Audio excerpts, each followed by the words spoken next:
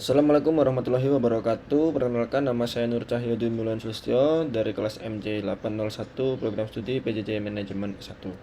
Pada kesempatan kali ini, izinkan saya mempresentasikan tentang proses intelijensi bisnis dan tantangan menghadapi era digitalisasi dengan topik memanfaatkan data di tengah gelombang digital pada studi kasus PT Sumber Alvaria Trijaya Terbuka atau Alfamart. Latar belakang pentingnya data.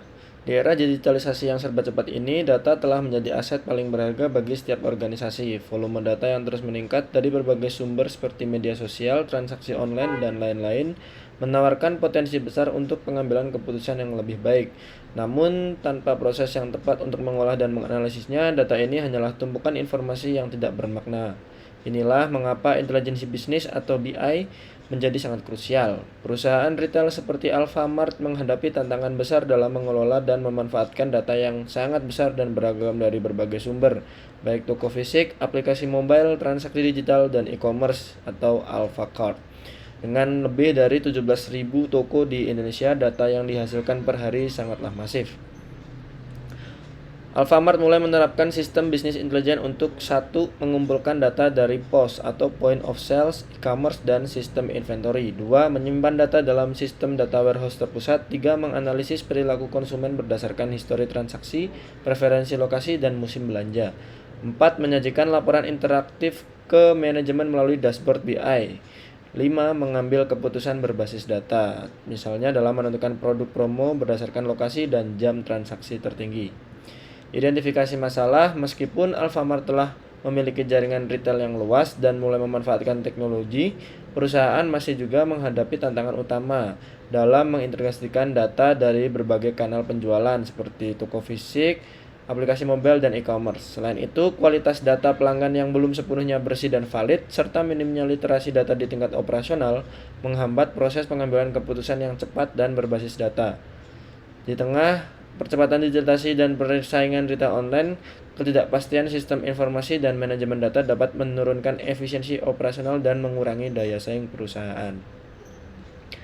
Berikut pembahasan kasusnya dengan judul Perusahaan Retail Alfamart.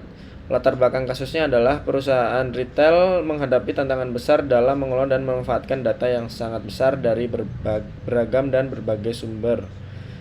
Masalah yang dihadapi ada 5. Yang pertama, data silos. Kedua, keamanan data konsumen. Ketiga, kualitas data. Keempat, kultur data yang lemah. Dan kelima, kecepatan teknologi yang berubah-ubah. Dampak dari masalah tadi adalah data dari e-commerce tidak sepenuhnya terintegrasi secara real time. Kemudian yang kedua, ancaman serangan cyber dan kebocoran data. Kemudian yang ketiga, data pelanggan yang tidak lengkap atau tidak terverifikasi. Dan yang terakhir, kesulitan merespon tren pasar. Cara mengatasi masalah dengan menerapkan integrasi data real-time antara toko fisik dan platform digital.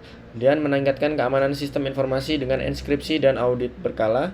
Kemudian menyusun program pelatihan literasi data untuk karyawan. Dan yang terakhir, menjalankan data governance agar data lebih rapi dan terstandar. Kesimpulannya, Alfamart menunjukkan bahwa bisnis intelligence bukan sekedar alat teknologi, tetapi strategi utama untuk bertahan dan unggul di era digital. Di tengah gelombang data yang masif, perusahaan retail harus cerdas memanfaatkan data, mengatasi tantangan digitalisasi, dan membangun budaya keputusan berbasis data. Rekomendasi secara outcome umum adalah 1. Peningkatan efektivitas pengambilan keputusan.